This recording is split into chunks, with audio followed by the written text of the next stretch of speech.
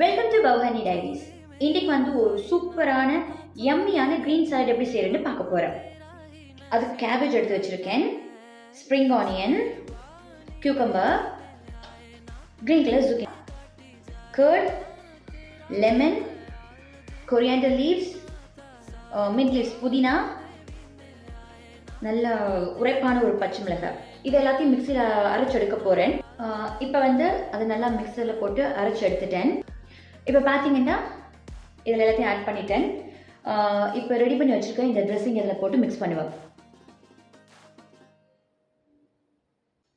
தேவையான அளவு உப்பு. இப்போ சூப்பராக போட்டு மிக்ஸ் பண்ணியாச்சு. பார்க்குறக்கே க்ரீன் சாலட் ரெண்டு பேருக்கு ஏற்ற மாதிரி சூப்பராக க்ரீனிஷாக அழகாக இருக்குது. இப்போ இதை ட்ரை பண்ணி பார்ப்போம் எப்படி இருக்குன்ட்டு.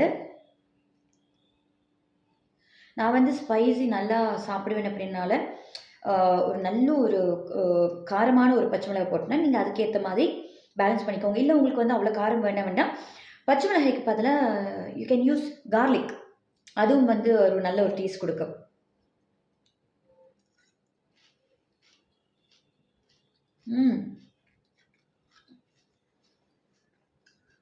சூப்பராக இருக்கு. ட்ரை பண்ணி பாருங்க. ரொம்ப ஃபீலிங்காக இருக்கும்.